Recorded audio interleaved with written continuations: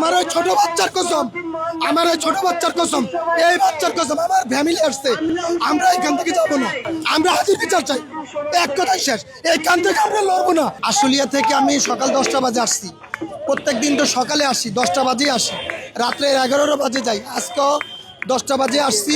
একমাত্র আসার উদ্দেশ্য হলো ভাই হাদি ভাইয়ের যে অনুপ্রেরণা ছিল, ইমানি চেতনা ছিল, যে অন্তত আমি যদি এই দেশের জন্য কিছু নাও করতে পারি, যদি মারা যাই, তাহলে অন্তত আমার বিচারটা যাতে এই দেশে হয়।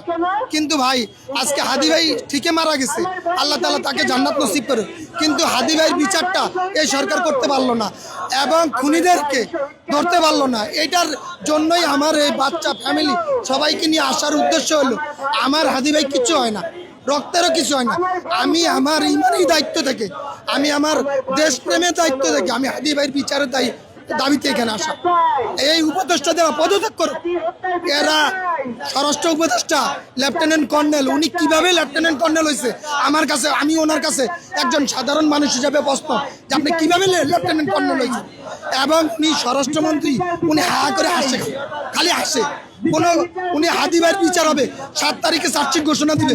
আর এইটা তো আমরা জানি খুনিকে, তাহলে খুনিকে ধরেন না কেন? তাহলে আপনার ডিজিএফআই, র্যাব, আনসার, সেনাবাহিনী এরা কি করতেছে? এদেরকে তাহলে বহিষ্কার করুন আপনি, আর নাহলে আপনি নিজে পদত্যাগ করুন। আমার একটাই দাবি, আর কোনো দাবি নেই, হাদি ভাইয়ের বিচার হোক, ইনশাল্লাহ আমরা এইটাই দাবি চাই। এই সবাই শীত অপেক্ষা করে একটাই দাবি নিয়ে আসছে, হাদি ভাইয়ের বিচারের জন্য। হাদি ভাই আমাদেরকে শিখাই গেছে একটাই, যে আমি চলে যাব, অন্তত আমার যে অনুপ্রেরণা, আমার যে ইমানের চেতনা ছিল, অন্তত এই চেতনা নিয়ে অন্তত বাংলাদেশকে সুন্দর একটা সুশৃঙ্খল দেশ তৈরি করার জন্য। আপনি জানেন হাদি আসামি বিদেশে চলে গেছে, কেউ জানে না, প্রশাসনের এত গোয়েন্দা বিভাগ আছে, ওনারাও জানে না। কালকে সংবাদ সম্মেলন করে ঘোষণা দিতেছে হাদির আসামি বিদেশে চলে গেছে, বাইরে চলে গেছে। ওনারা কি সঠিকভাবে বলতে পারছে? ওনারা আমাদেরকে সান্ত্বনা দেওয়ার জন্য এই কথা বলছে যে হাদির আসামি বাইরে চলে গেছে। এটা ওনাদের ভুল তথ্য। যদি ওনারা সঠিক তথ্য জানতো তাহলে আমাদের মাঝে সুন্দরভাবে প্রকাশ করতো, ওনারা জানে না।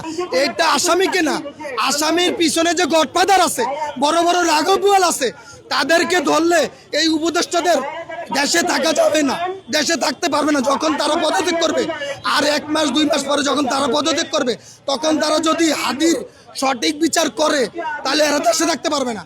এই জন্য তারা গড়িমিচি করে তাদের সময়টা কাটাইতেছে, যাতে তারা এই সময়ের ভিতরে তারা এখান থেকে চলে যাবে, কিন্তু হাদির বিচারটা হবে না। আমরা হাদির বিচার চাই, এক কথাই শেষ, এখান থেকে আমরা লড়বো না।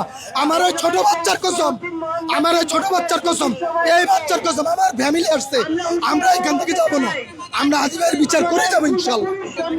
জান দিছে, জান দিয়ে প্রমাণ করছে যে জুলাই দিই নেই, জান দিছি, এভাবে আমরাও জান দিব, জুলাই যাব না। এই জুলাই টিকে থাকবে হাজারো লক্ষ কোটি বছর, এবং যত সন্তান জন্ম হবে, সব সন্তান আমার সন্তান হাদির মতো জন্ম হবে। হাদি ভাইয়ের ছেলে আরেক হাদি হবে ইনশাল্লাহ।